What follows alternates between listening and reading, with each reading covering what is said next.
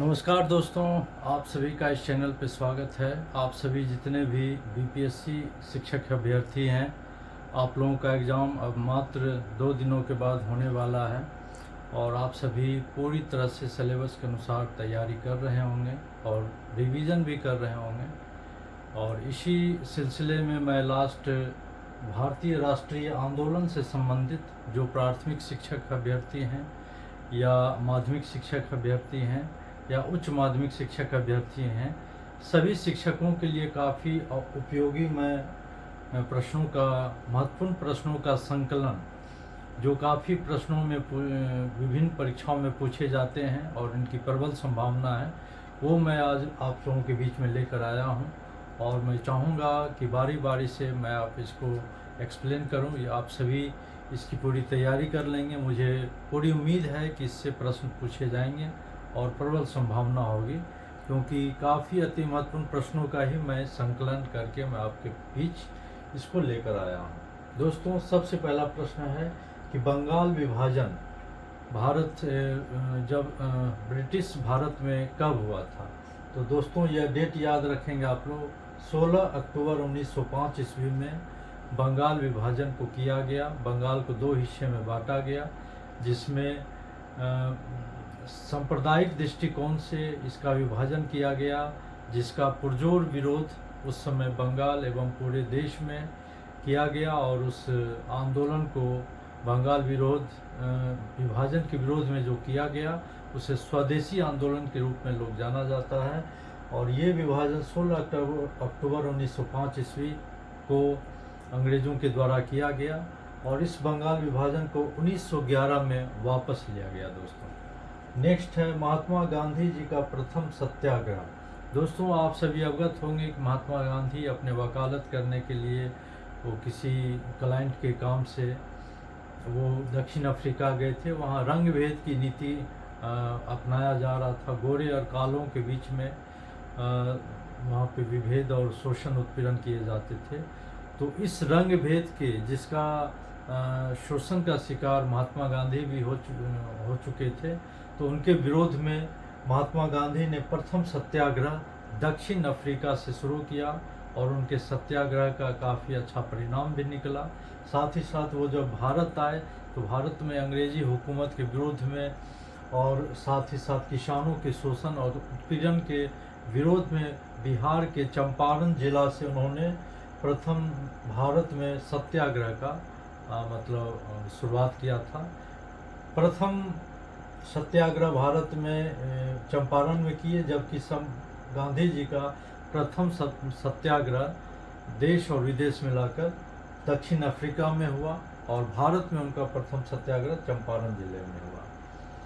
दोस्तों, जालियांवाला बाग हत्याकांड जब हुआ था 1919 में, आप सभी अवगत होंगे, तो उसमें वायसराय कार्यकारिणी से किस भारतीय ने इस्तीफा दिया, यह प्रश्न काफ़ी महत्वपूर्ण होता है। विभिन्न प्रश्न परीक्षाओं में, चाहे वो यूपीएससी हो, बीपीएससी हो या विभिन्न परीक्षाओं में यह प्रश्न पूछा गया है, इसकी प्रबल संभावना है। तो यह आंसर होगा शंकरन नायर। यह उस समय वायसराय कार्यकारिणी परिषद के सदस्य थे, जिन्होंने जालियांवाला बाग हत्याकांड के विरोध में वायसराय कार्यकारिणी परिषद से इस्तीफा दिया, शंकरन नायर ने। नेक्स्ट है दोस्तों, चौरी चौरा कांड कब हुआ। यह चौरी चौरा कांड आप सभी जानते होंगे कि सत्याग्रह, ये जालियांवाला बाग हत्याकांड, खिलाफत आंदोलन और साथ ही साथ उस समय जो एक्ट आया था रॉलेट एक्ट, उसके विरोध में चौरी चौरा ये असहयोग आंदोलन शुरू किया। और असहयोग आंदोलन के उपलक्ष्य में चौरी चौरा नामक स्थान पर 5 फरवरी 1922 ईस्वी को एक पुलिस स्टेशन को जला दिया गया आंदोलनकारियों के द्वारा हिंसात्मक दृष्टिकोण से। उसमें 21 पुलिसकर्मी जलकर राख हो गए। इसी के विरोध में महात्मा गांधी जी ने असहयोग आंदोलन को स्थगित कर दिया दोस्तों। और इसकी तिथि बराबर परीक्षाओं में पूछे जाते हैं, तो इसका आंसर होगा 5 फरवरी 1922 को चौरी चौरा कांड हुआ था। नेक्स्ट है दोस्तों, स्वराज पार्टी की स्थापना कब हुआ? स्वराज पार्टी की स्थापना दोस्तों 1923 में हुए।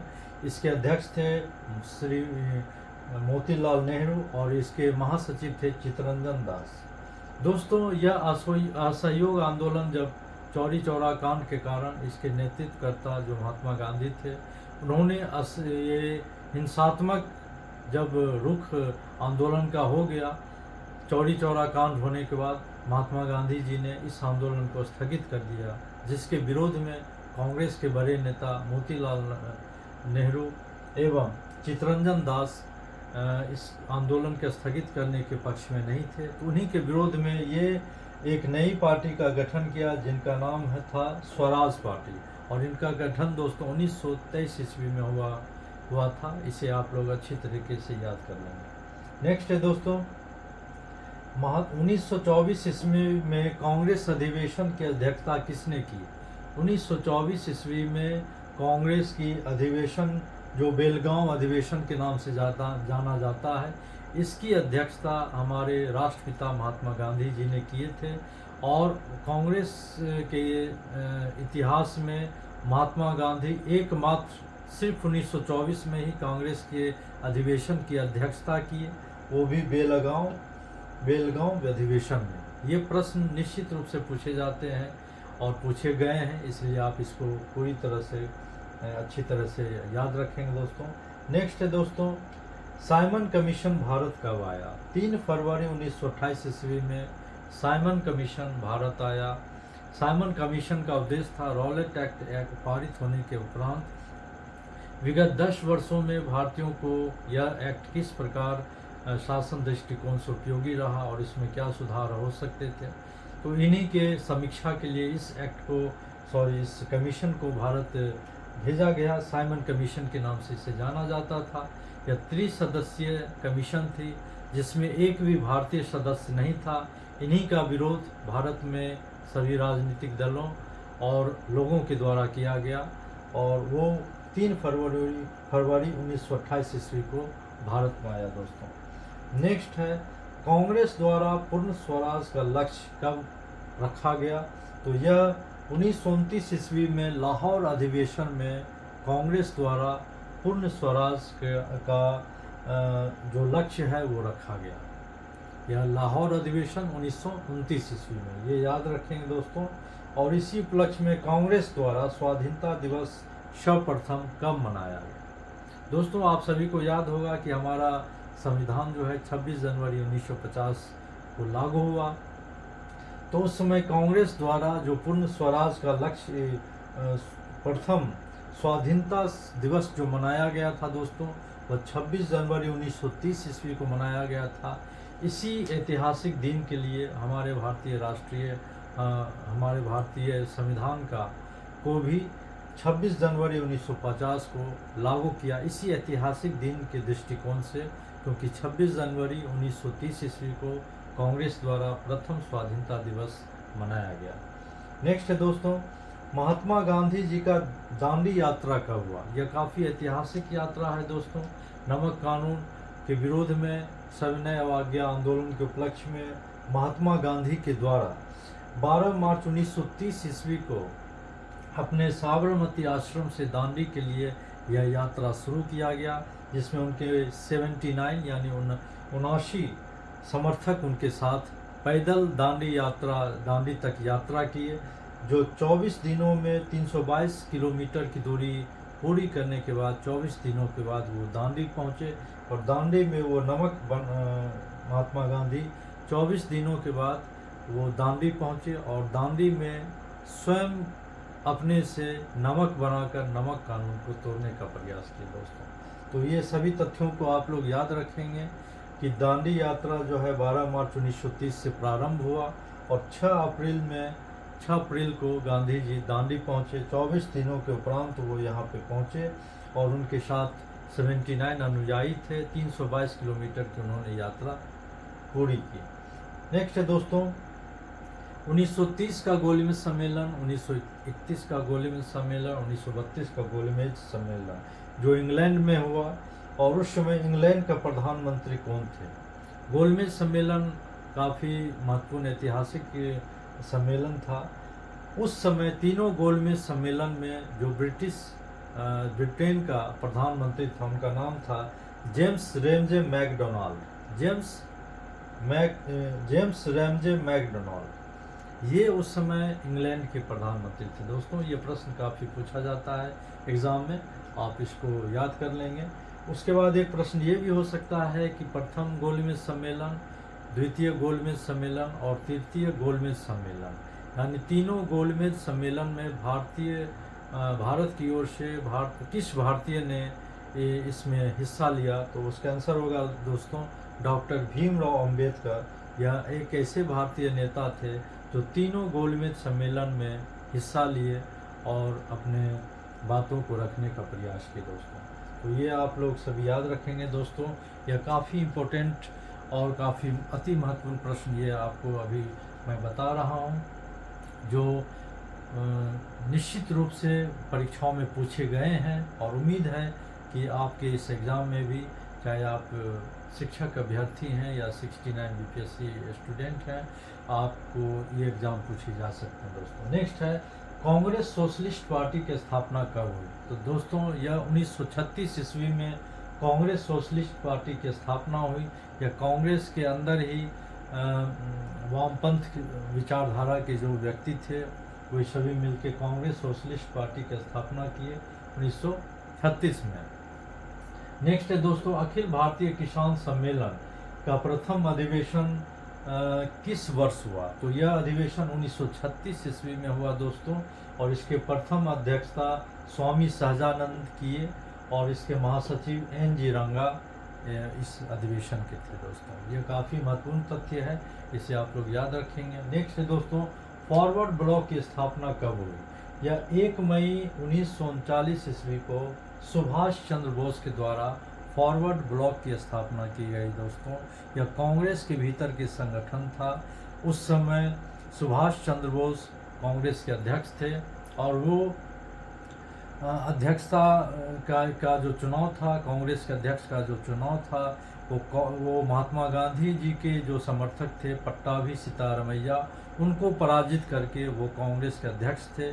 और उदारवादी नेताओं के द्वारा जब उनसे मतभेद हुआ, तो कांग्रेस के भीतर ही सुभाष चंद्र बोस ने फॉरवर्ड ब्लॉक की स्थापना किया दोस्तों, 1 मई 1939 ईस्वी को। नेक्स्ट है दोस्तों, गांधी जी का व्यक्तिगत सत्याग्रह। यह काफ़ी ऐतिहासिक प्रश्न है, जो प्रश्न पूछे गए हैं विभिन्न एग्जाम में, कि गांधी जी का प्रथम ये व्यक्तिगत सत्याग्रह कब शुरू हुआ? 17 अक्टूबर 1940 ईस्वी से महात्मा गांधी ने अपना व्यक्तिगत आंदोलन सत्याग्रह शुरू किया, और इसके प्रथम सत्याग्रही थे विनोबा भावे। ये प्रश्न काफ़ी महत्वपूर्ण है दोस्तों। प्रथम सत्याग्रही गांधी जी के व्यक्तिगत सत्याग्रह के कौन थे? तो विनोबा भावे। ये बराबर प्रश्न पूछे जाते हैं दोस्तों। नेक्स्ट है, पाकिस्तान की मांग कब हुई? 24 मार्च 1940 ईस्वी को पाकिस्तान की मांग हुई, और उस समय पाकिस्तान के मांग करने वाले भारत में मुस्लिम जो संगठन थे, मुस्लिम लीग, इनके द्वारा यह मांग किया गया, और इसके नेता थे मोहम्मद अली जिन्ना। उस समय मोहम्मद अली जिन्ना इसके काफ़ी प्रभावशाली नेता थे। इन्होंने ही इस अधिवेशन में, लाहौर अधिवेशन में 1940 में सर्वप्रथम पाकिस्तान का ये मांग 24 मार्च 1940 को यह पुरजोर मांग इन्होंने शुरू किया। मोहम्मद अली जिन्ना के द्वारा एक नए राष्ट्र, पाकिस्तान के राष्ट्र की मांग किया गया। नेक्स्ट है दोस्तों, भारत छोड़ो आंदोलन कब हुआ? भारत छोड़ो आंदोलन, आप समझ रहे हैं कि यह हमारे स्वतंत्रता संग्राम के टाइम में जो स्वाधीनता जो आंदोलन था, उसमें भारत छोड़ो आंदोलन काफ़ी महत्वपूर्ण और अंतिम, यह काफ़ी बड़ा और निर्णायक आंदोलन साबित हुआ। इसको 8 अगस्त 1942 ईस्वी में कांग्रेस के द्वारा इस प्रस्ताव को स्वीकार किया गया। 8 अगस्त 1942, यह डेट आप लोग याद रखेंगे। 8 अगस्त 1942 को इस प्रस्ताव को कांग्रेस के सभी नेताओं ने माना, और 9 अगस्त 1942 को भारत छोड़ो आंदोलन की शुरुआत हुई और 9 अगस्त 1942 ईस्वी को ही अंग्रेज़ों के द्वारा ऑपरेशन जीरो पावर शुरू किया गया। ऑपरेशन जीरो पावर 9 अगस्त 1942 को शुरू किया गया।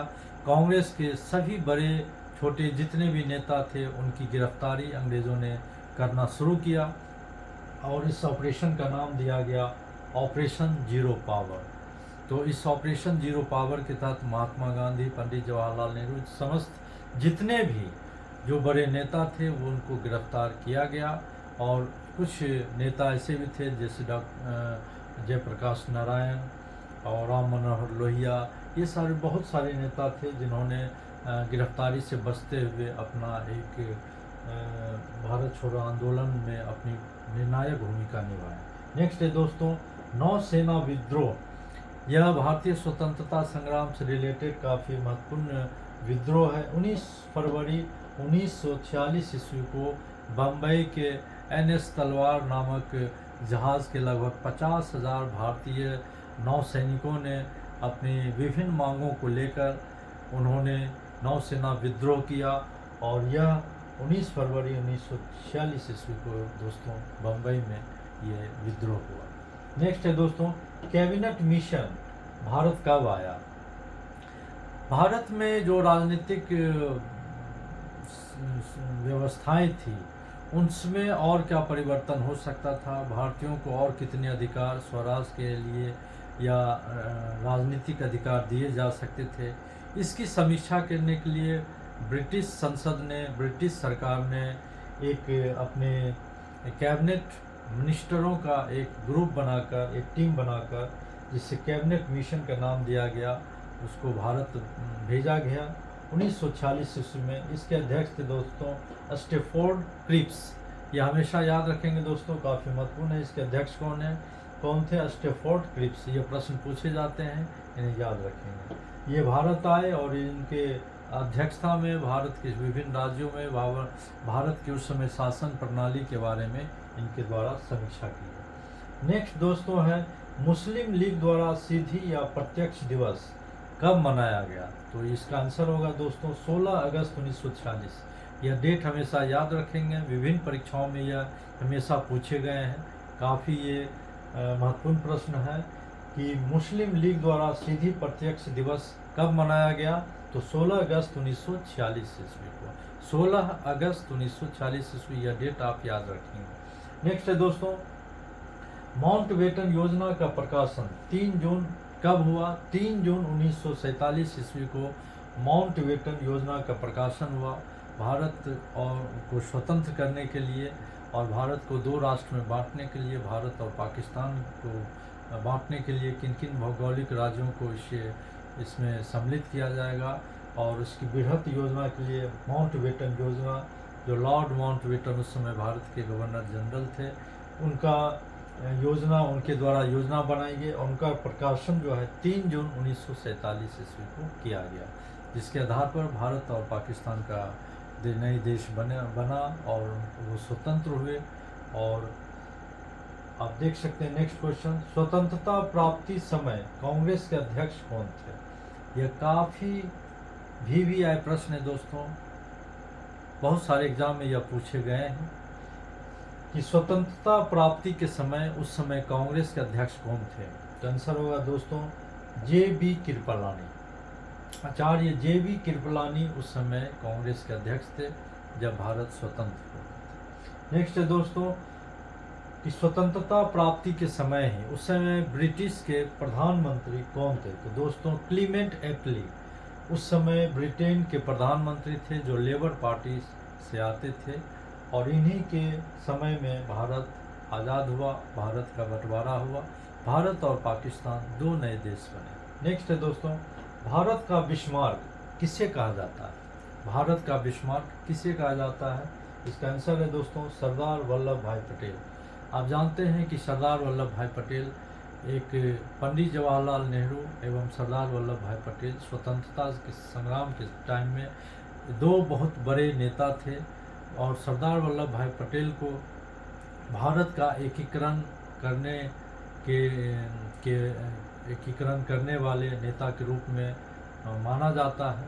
उस समय जैसे बिस्मार्क ने जर्मनी को पूरा एकीकरण किया, उसी तरह सरदार वल्लभ भाई पटेल भारत को एक समस्त छोटे छोटे राज्यों को, देशी रियासतों को, ब्रिटिश राज्यों को, सबको एक सूत्र में बांधा और उसमें जम्मू कश्मीर, हैदराबाद और जूनागढ़, खासकर ये 3 प्रदेश को भारत में जोड़ने के लिए इन्होंने अपनी बहुमूल्य नीति और सैन्य और पुलिस कार्रवाई करके भी भारत को एक इन तीनों और सभी छोटे छोटे राज्यों को मिलाकर एक सशक्त देश बनाने में इनकी भूमिका काफ़ी महत्वपूर्ण रही।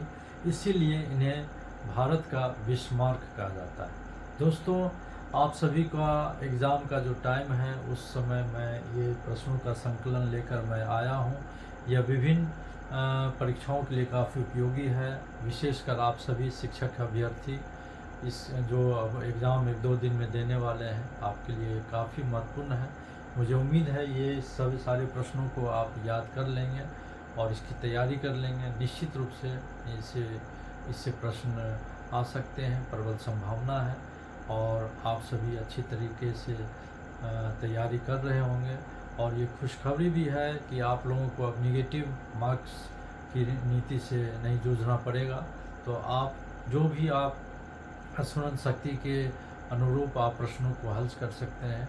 तो अभी समय है, आप रिवीजन करते रहें, अधिक से अधिक रिवीजन करें और विशेषकर करंट अफेयर्स, बिहार स्पेशल और भारतीय राष्ट्रीय आंदोलन, इनका विशेषकर आप रिवीजन करें। और साथ ही साथ दोस्तों, आप सभी का एग्ज़ाम बहुत ही अच्छा जाएगा, ये मेरी ओर से ढेर सारी शुभकामनाएँ हैं। आप एग्ज़ाम तक पूरी सकारात्मक विचार के साथ रहें, सकारात्मक रहें, एग्ज़ाम की तैयारी करें और बिना किसी भय के एग्ज़ाम हॉल में बैठकर आप ससमय जितना भी आप प्रश्नों को सॉल्व कर सकते हैं, प्रश्नों को सॉल्व करें, सभी प्रश्नों को सॉल्व करने का प्रयास करें, क्योंकि अब निगेटिव मार्क्स नहीं है दोस्तों। मुझे उम्मीद है कि यह वीडियो आपको बहुत पसंद आया होगा और आप अपने दोस्तों के बीच, फैमिली के बीच, मेंबर्स के बीच और साथ ही साथ विभिन्न ग्रुपों में इसको शेयर करें, सब्सक्राइब करें और कमेंट करें, लाइक करें दोस्तों। और इसी तरह मैं नेक्स्ट वीडियो के साथ आप सभी के बीच फिर उपस्थित होऊंगा दोस्तों। तब तक के लिए आपका बहुत बहुत धन्यवाद।